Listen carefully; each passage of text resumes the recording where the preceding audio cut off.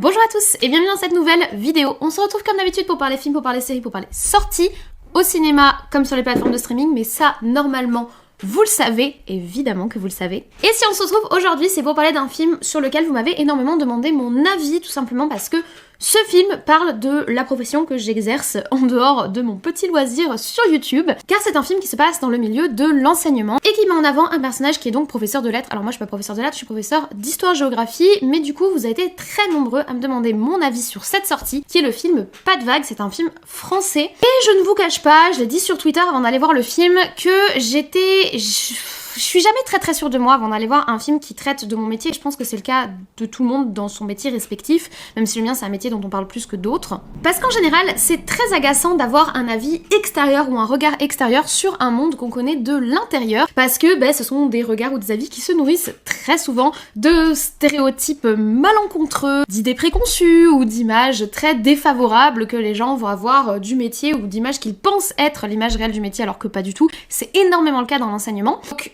quand un film traite du monde de l'enseignement, j'ai toujours très peur de tomber sur des gros stéréotypes dégueulasses dans un sens hyper bienveillant, hyper merveilleux, comme dans l'autre, hyper négatif, hyper les gros feignants, hyper tout le temps en vacances, etc. Merci d'avance de ne pas débattre de cela en commentaire, c'est pas le sujet. Et d'autant plus dans le cas de ce film Pas de vague, j'avais vraiment peur parce que soit le film se plantait totalement et avait une vision qui n'était pas du tout réelle du métier, et dans ce cas-là ça m'aurait énormément énervé, d'autant plus qu'il s'approprie dans le titre le slogan Pas de vague, qui est un slogan enseignant justement pour dénoncer le fait qu'il y a une omerta dans notre métier, qu'on n'est pas soutenu et qu'on n'a pas le droit de se plaindre et qu'on n'est pas entendu quand on a des problèmes. Donc soit le film se plantait totalement et donnait une image complètement irréelle du métier, soit le film était très réel sur son sujet, très juste sur son sujet, et dans ce cas-là ça allait faire remonter un petit peu des traumas que j'ai pu avoir dans l'exercice de mon boulot. Donc la question c'était de savoir de quel côté le film allait se poster, soit très mauvais et énervant, soit très juste et un peu stressant voire angoissant. La réponse dans cette vidéo, c'était une introduction très longue, donc servez-vous un grand verre d'eau, un café, histoire de faire cette petite pause ensemble. N'oubliez pas le petit like et le petit commentaire qui me soutiennent, et on se retrouve juste après le générique.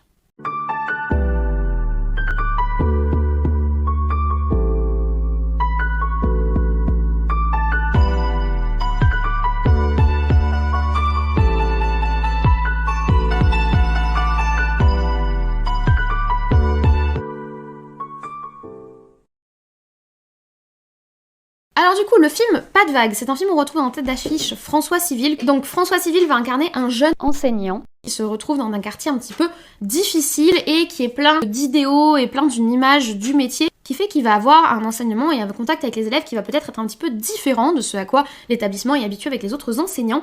Et il va se retrouver dans la tourmente, car il va être accusé à tort d'harcèlement sur une de ses élèves. Et en fait, tout le long du film, on va suivre la façon dont il va essayer de clamer son innocence et la façon dont il va vivre ces événements, la façon dont il va le vivre dans sa classe, entouré de ses élèves qui sont tous au courant de l'affaire, la façon dont il va le vivre vis-à-vis de ses collègues, du soutien ou non qu'il va recevoir, également de sa hiérarchie, mais également des personnes extérieures, que ce soit les parents d'élèves ou son conjoint. Donc l'histoire est assez complète, on stresse un petit peu tous les paramètres de la vie de cet enseignant et comment cette accusation à tort qu'il va subir dans son établissement va impacter tous les paramètres de sa vie, non seulement au travail mais également dans sa vie personnelle, dans la façon dont il se sent, et également comment cette accusation à tort va se mettre en place et comment tout le processus va se mettre en place. Pour nous expliquer tout ça, le film qui est sorti le 27 mars 2024 dure 1h32, et pour le coup, je trouve que c'est trop court, parce que je vais rentrer dans le vif du sujet. J'ai beaucoup aimé le film, il m'a mis extrêmement mal à l'aise et il est très vrai sur énormément de choses, énormément de situations. Par contre, ils y sont allés vraiment mollo. On peut rencontrer des situations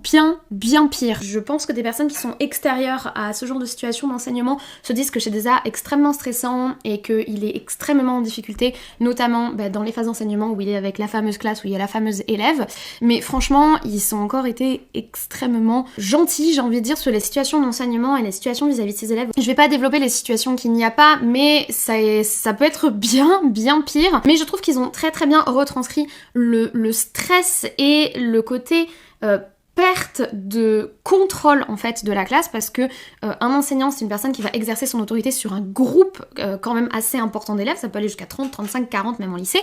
Et il faut imaginer que c'est une situation de très grande solitude, parce qu'en fait on est seul contre tous plusieurs heures par semaine, on va retrouver cette classe plusieurs heures par semaine, toutes les semaines jusqu'à la fin de l'année, et à partir du moment où la classe entre en conflit avec nous, ou on entre en conflit avec la classe, on peut se retrouver dans des situations de très grande vulnérabilité et très difficiles à gérer plusieurs fois par semaine, façon répétitive en fait. Cette autorité, elle est très fragile dans l'absolu, et cette autorité, elle peut être très facilement ébranlée, et je trouve que la façon dont ça s'est montré dans le cadre du film, où il n'est pas lui remis en question dans son exercice, dans la façon dont il enseigne, mais où c'est les circonstances, le contexte, les réactions auxquelles il fait face, le soutien ou non qu'il obtient, qui le met dans cette position. Je trouve que c'est très très bien montré, mais je trouve que c'est beaucoup trop court. C'est 1h30 qui sont très intenses, le rythme est super bien géré, ça va crescendo et c'est de pire en pire.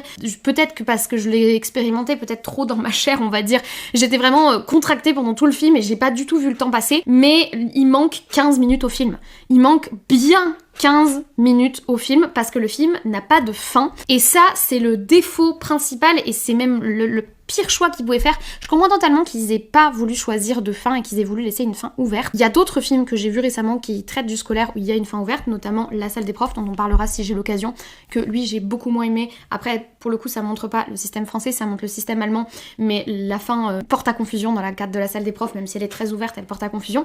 Là, j'ai bien senti qu'ils savaient pas comment finir leur histoire, et c'est très embêtant. Parce que le message qui est passé par le film est super important. Cette difficulté de l'enseignant, la façon dont ça impacte toute notre vie, et la façon dont le relationnel avec les élèves et le relationnel avec les collègues est si compliqué et si difficile à mettre en place et si fragile et peut si rapidement être remise en cause, et nous on peut rapidement se retrouver dans une tourmente d'une violence absolue. Enfin, moi il y a eu plusieurs scènes dans le film où j'ai vraiment pensé au collègue Samuel Paty qui a été assassiné il y a quelques années. Je me suis projetée, je sais pas pourquoi, dans ma tête, j'ai pensé à lui et à l'angoisse qu'il devait avoir lorsqu'il faisait ses trajets entre son établissement et chez lui. Il avait mis un marteau dans son sac, on a retrouvé un marteau dans son sac quand il a été tué, tellement il avait peur, et je trouve que ça, le film le montre bien et nous met vraiment dans cette tension-là. Mais le fait que le film fasse pas de choix à la fin, j'ai trouvé ça très frustrant, et je trouve que le message aurait été d'autant plus fort s'ils en avaient fait un. Je trouve que ça manque vraiment.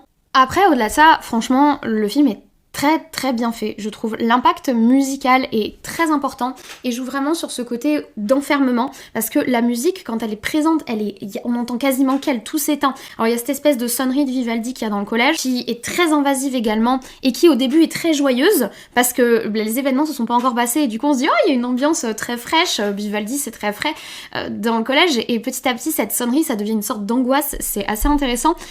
Et là encore, c'est la force du vécu, parce que clairement, pour avoir vécu des situations comme ça, quand tu entends la sonnerie et que tu as cette fameuse classe et que tu vas te retrouver encore une fois dans une situation de profonde solitude, la sonnerie, c'est clairement pas un bruit joyeux, tu la sens résonner en toi et tu te dis, ça y est, je devrais encore faire face en fait.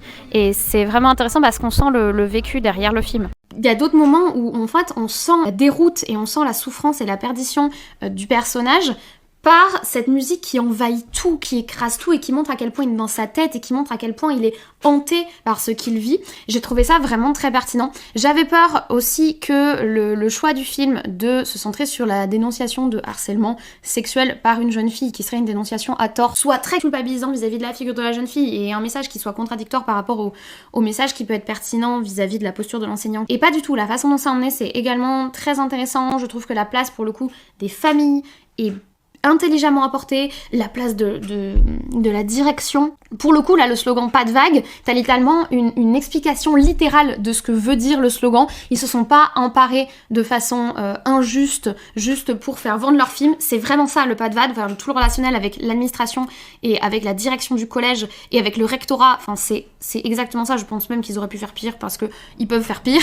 Doit-on rappeler qu'ils avaient quand même envoyé l'inspection à Samuel Paty avant de faire genre de l'avoir soutenu une fois qu'il était mort? Mais si on fait le bilan, je suis vraiment très contente du film, il est bien filmé, François Civil joue vraiment très bien. Les seuls bémols que j'émettrais, c'est petit bémol, le fait qu'ils auraient pu aller en fait beaucoup plus loin dans les situations d'enseignement et les mises en difficulté de l'enseignant, parce que les élèves restent assis, ils disent bonjour, enfin j'étais dans des situations bien pire, et je parle pas que de moi, hein, mais vraiment ils auraient pu aller beaucoup plus loin pour dénoncer les conditions de travail dans lesquelles sont les enseignants, que ce soit vis-à-vis des collègues. Je trouve très intéressant de montrer une salle des profs avec des collègues qui te soutiennent pas et des collègues qui sont hyper égoïstes et hyper égocentrés et qui tournent sur eux-mêmes parce que oui, les enseignants, c'est pas on se serre tous la main et on fait youplala. Non, il y a des enseignants qui se tirent dans les pattes comme partout, comme dans n'importe quel boulot. Il y a des gens qui sont imbuvables et il y a des gens qui te soutiendront jamais, surtout si t'es dans la merde. Au contraire, ils sont trop contents de t'enfoncer la tête dans la merde. Donc ça, c'est super bien retranscrit. Pareil, ils auraient pu aller encore plus. Là, ils sont encore gentils. Sur la direction, ils sont encore gentils. Donc ils auraient pu monter les curseurs, que ça aurait été toujours très réaliste. Et mon gros bémol, c'est cette fin ouverte. Je n'approuve pas. Je pense que le film aurait dû être clivant et faire un choix, et même faire un choix dramatique, si vous suivez ma pensée, pour marquer le coup du message du film, qui est inspiré d'une histoire vraie, donc peut-être qu'ils ont laissé cette fin ouverte pour pas être trop littéral vis-à-vis de ce qui s'est réellement passé par rapport à la vraie situation, ou pour pas transformer et aller plus loin que ce que la réelle histoire a connu. Mais moi j'aurais aimé que la fin soit tranchée, pas du tout ouverte, et beaucoup plus clivante et beaucoup plus porteuse du message d'alerte en fait qu'envoie le milieu enseignant depuis des années maintenant. Et je trouve que le film le retranscrit très bien, et ça m'a fait plaisir parce que je crois que c'est le premier film que je vois qui retranscrit vraiment très très bien ces sentiments qu'on peut avoir en tant qu'enseignant, de solitude, de peur, d'angoisse, de se sentir démuni, vouloir aider et de... Enfin bref. Je suis très contente du film, franchement, j'étais pas sûre en allant le voir et je vous le recommande parce que j'en suis franchement très contente. Voilà. Je vous remercie d'avoir écouté cette vidéo avis sur le film Pas de vague, j'espère que vous l'avez apprécié. Le film m'a pas mal remué, hein, je vous le cache pas. Comme je l'avais dit dans mon tweet, voilà, soit ça fait remonter mes traumas, soit c'est nul. Si ça fait remonter mes traumas, c'est que ça ressemble à des vraies situations d'enseignement. Mais le film m'a pas mal remué, il est dur. Probablement que je l'ai trouvé meilleur parce que je connais ces situations et qu'elles ont fait écho à mes propres situations et qu'elles ont résonné en moi, si vous voulez, que peut-être d'autres gens qui ne le vivront pas comme ça. Mais en tout cas, j'ai apprécié de l'avoir découvert, j'ai apprécié de vous en avoir parlé. Du coup voilà, si vous avez apprécié d'avoir l'avis d'une prof sur le sujet, n'hésitez pas à me le dire en commentaire. N'oubliez pas également le petit like qui me soutient, qui soutient la vidéo, qui la met en avant dans l'algorithme de YouTube. Et n'oubliez pas de vous abonner si ce n'est pas encore le cas pour avoir d'autres avis sur des films ou des séries au cinéma comme en streaming, sur l'actualité quoi en gros, notamment dans ce nouveau format que je vous ai mis en place, qui est beaucoup plus rapide à filmer pour moi et qui me permet de vous parler de beaucoup plus de films. Merci à tous de m'avoir écouté, moi je ne vous embête pas plus, je vous souhaite à présent une très bonne journée, une très bonne semaine, de très bon visionnage. Peut-être du coup le film Pas de vague au cinéma, en tout cas je vous le recommande. En attendant, prenez soin de vous, je vais essayer d'en faire de même, et on se dit comme toujours, à très vite. Je préfère François Civil à Pierre Ninet, même si c'est pas trop la question pour le coup. C'était pressurisant ce film pour moi. Je crois que le terme c'est ça, pressurisant. Ça m'a mis sous pression, vraiment. Le film est conçu comme ça, hein, ça mettrait n'importe qui sous pression, mais je crois que je l'ai peut-être vaincu un peu trop pour moi-même, mais ça montre que du coup c'est bien fait. Si je l'ai vécu un peu trop pour moi-même, c'est que le film retranscrit plutôt bien des situations, des mises en scène, enfin il y a toute l'ambiance scolaire, mais même la façon dont c'est filmé, la façon dont sont approchés les regards, la façon dont est approché le personnage de François Civil, la façon dont est approchée la classe et la diversité des élèves avec les différentes réactions qu'ils vont avoir, les différentes relations qu'ils ont au scolaire, etc. Ça c'est vraiment bien fait, je veux dire, je pense à d'autres films que j'ai vus ces dernières années sur le monde du scolaire où ils nous montrent un univers qui n'est pas du tout approchant du réel, soit avec des élèves qui sont tous en rupture scolaire et qui sont tous en rejet de l'autorité, ce qui n'est pas le cas, soit avec des élèves qui sont tous des petits anges au fond d'eux et qui attendent tous qu'on leur tende la main au bon moment et au bon instant, ce qui n'est pas non plus la réalité. Je veux dire, il y a plein de situations très différentes dans le monde des élèves, et le personnage d'ailleurs de la jeune fille qui accuse à tort est très intéressant parce que justement cette accusation, on voit toute sa racine, on voit toute sa construction, et ça c'est bien. Enfin bref, j'ai dit qu'on s'arrêtait là, mais je suis contente de vous avoir parlé du film, voilà. Et je vais y aller. Quelle heure il est il est 21h. Et bien la prof que je suis va bosser encore un peu parce qu'elle a du taf. Et voilà, je vais vous laisser là. Merci d'avoir regardé cette scène post-générique.